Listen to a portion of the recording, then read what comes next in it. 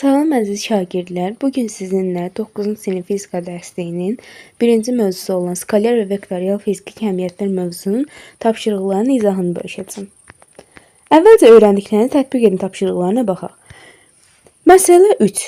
Deyilir ki, kütləsi 2 kiloqram olan maddi nöqtəyə şəkildə təsvir olunduğu kimi üfüqi F1 və F2 qüvvələri təsir edir.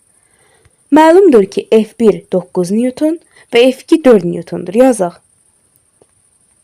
F1 bərabərdir 9 Newton,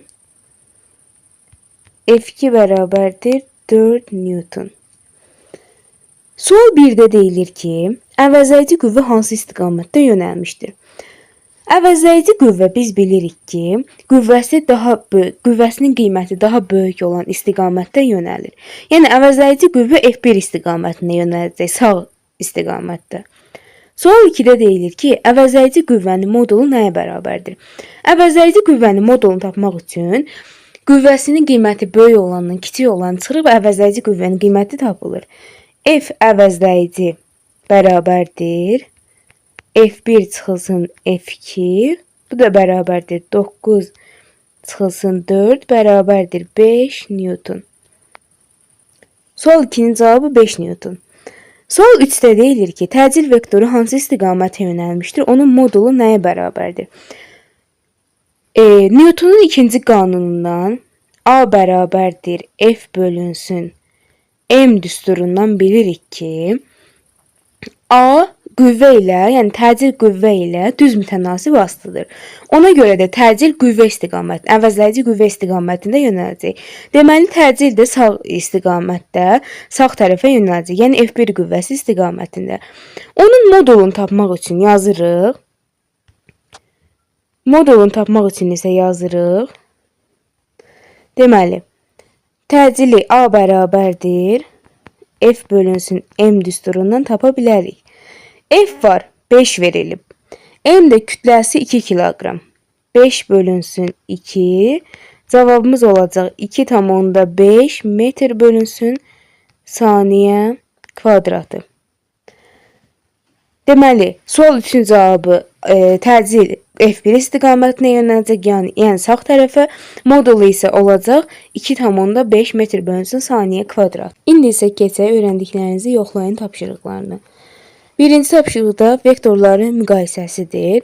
Sual 1-də deyilir ki, şəkil 1.6-da təsvir olunan vektorlardan hansıları kollineardır?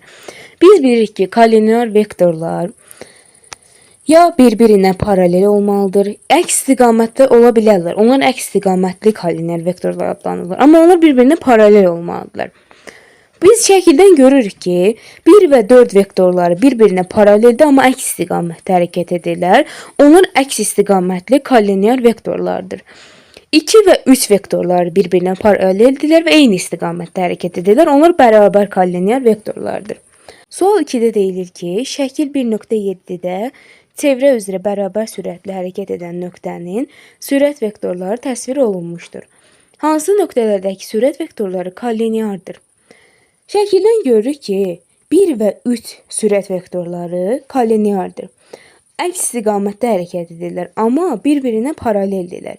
Deməli, birincisi 1, 3 və 2, 4. 2, 4 sürət vektorları da əks istiqamətdə hərəkət edirlər, amma bir-birinə paraleldirlər. Yəni, onlar da kollinear vektorlardır. Keçək ikinci tapşırığa. İkinci tapşırıqda deyilir ki, aşağıdakı məlumatlara diqqət yetirin. A variantında deyilir ki, avtomobil A məntəqəsindən hərəkətə başlayıb 200 metr məsafə qət etdikdən sonra B məntəqəsinə çatdı. İkinci tapşırıqda deyilir ki, yer səthindən B-də, yəni 10.000 metr yüksəklikdə uçan sərnişin təyyarəsinə 7 vurulsun 10^5 Newton ağırlıq qüvvəsi təsir edir.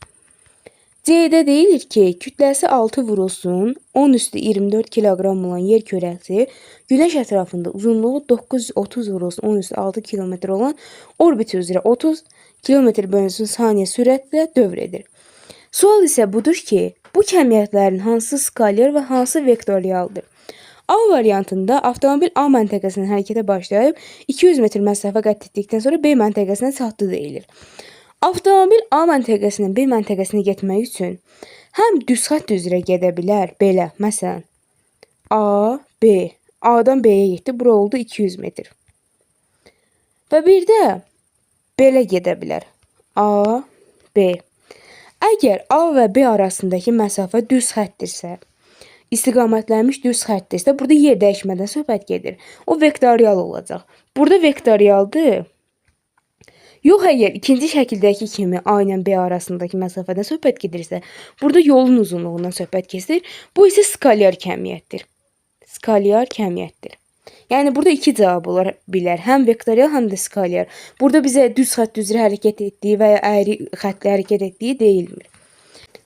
B variantında deyilir ki, yer səthinin 10.000 metr yüksəklikdə uçan sərnişin təyyarəsinə 7 vurulsun 10 üstü 5 Newton ağırlıq qüvvəsi təsir edir. Yer səthinin 10.000 metr yüksəklikdə uçan sərnişin təyyarəsi deyilirsə, deməli yer səthi ilə təyyarə arasındakı ən qısa məsafəni nəzərdə tutulur. Tutaq ki, bura yer səthidirsə, təyyarə buradadırsa, bunlar arasındakı ən qısa məsafəni nəzərdə tutacaq. Bura 10.000-dir.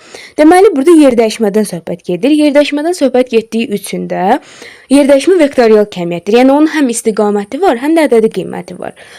Qüvvə də ki, qüvvəni bilirik ki, qüvvə vektorial kəmiyyətdir. Qüvvənin həm qiyməti var, həm də ki, istiqaməti var. C variantında deyilir ki, kütləsi 6 vurulsun 10 üstü 24 kiloqram olan yer kürəsi. Kütlə skalyar kəmiyyətdir. Yer kürəsi Günəş ətrafında uzunluğu 930 vurulsun 10 üstü 6 kilometr olan orbit üzrə 30 km bölünsün saniyə sürətlə dövr edir. Deməli, burada olan kəmiyyətlər. Kütlə skalyardır.